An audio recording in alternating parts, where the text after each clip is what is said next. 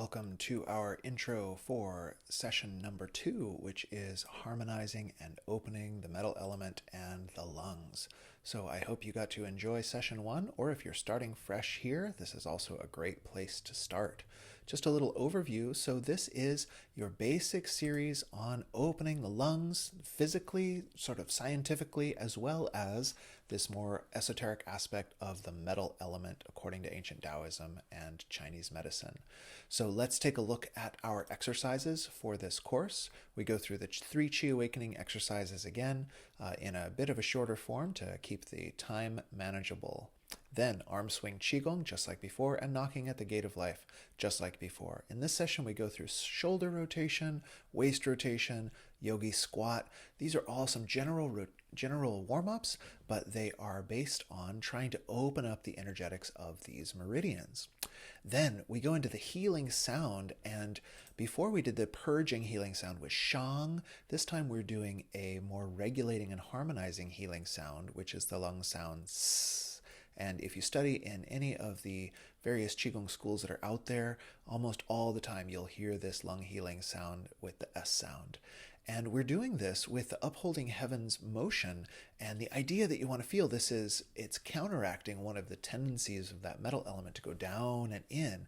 And instead, it's making yourself big so you can feel these qualities of esteem and value, which are also part of the ancient idea of this metaphorical metal element.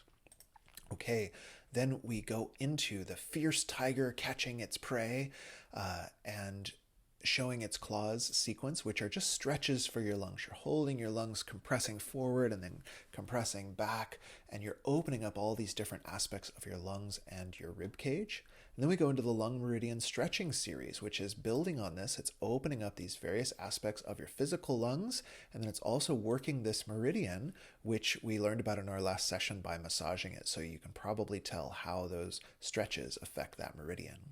Then the capstone of this training, we start out with a series of breath training exercises where we're just learning how to breathe in the chest, breathe on the side of the ribs, breathe down into the belly, and that's all to give you the wherewithal to practice this famous Qigong exercise, drawing the bow.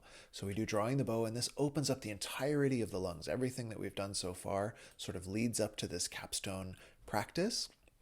And that, as well, is contributing to the box breathing exercise, which is a traditional Taoist breath work, but is now also being validated by modern research.